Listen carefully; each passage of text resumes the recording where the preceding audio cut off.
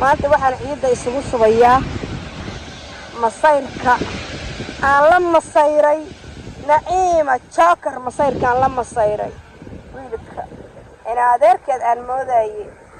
yaa waxa uu ku sameeyey sidaan ola masayray baan maanta ciiddaa la iigu xabaalayaa السلام عليكم ورحمة الله تعالى وبركاته والله الصومالي ميل كستو جوجتان يسي والبو آتنو تاونيسان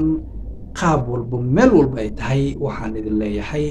الله جل وعلا قف والبو صومالي ميشو جوغو إلهي يكون نبت قليو إلهي وحان كبريا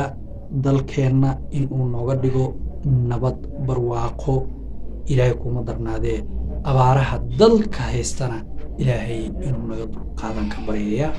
سيدا ugu dhaqsiyaha badan dadka Soomaaliyeed meel walba ay joogaan waan salaamayaa waan u salaamayaa salaanta islaamka assalaamu calaykum meel walba joogtaan boo nabadgelyo iyo naxariis dushiina Allah jalla wa ala ka yaro intaas ka sokow hadii aad ugu cusub tahay oo ay tahay markii ugu horeysay waa channelkan daawanayso magacaygu waa Farax Media adigana aan si fiican isku baranno magacaada commentiga igu soo qor like-tana videoga ha ka dhaqulin ama ha ka saloogin sida aad ku aragtaan videoga hore ama title-ka hore caaway kulley Soomaalidu waxay Englishku waxay dhihi jireen another level Soomaalidana waxay dhahaan madaxana furan caawa kale marka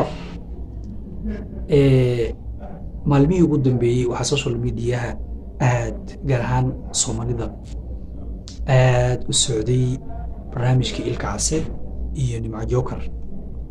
Ilka Case waa fanaan Soomaaliyeed Nimco Jokerna waxa waayo jilaa Soomaaliyeed dadku markay caan yihiin community walbo ama adduunka dad walbo adduunka ku nool haday Afrikada kala ahaan lahayd haday Yurub ahaan lahayd haday America ahaan lahayd dadka caanka ah oo Englishka ay ku dhahaan celebrity-ga waa laga hadlaa hadii maanta uu qof dharbaaxa waa laga hadlayaa cabaar la wadayaa marka sidaasaan anagana la kala mid nahay dadka kale bulshada bulshooyinka kale caalamka ku dhaqan wax markay dhacaan ba hadda isbuucan almost 3 bari waxa socotay barnaamijka Ilka Case iyo Nimco Joker marka waxan ma ahan in laga hadlo wixii markaasi top 10 news-ka laakiin waxa wax laga xumaada oo aan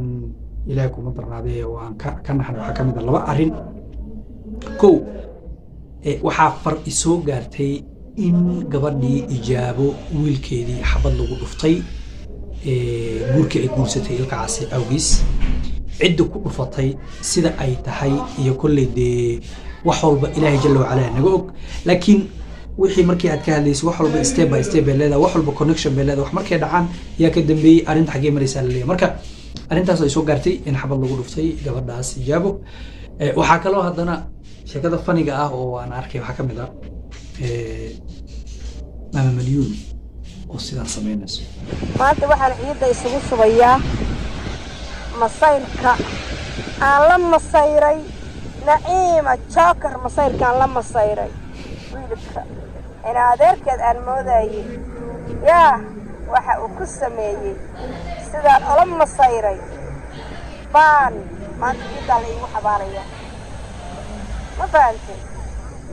tolnimo male guur ehelnimo male marka kulley Soomaalidu waxay tiraahdaa dabkii dab shidana dab lagu daartaa anaga dabkii shidan baan dab ku daarnayna laakiin asxaabay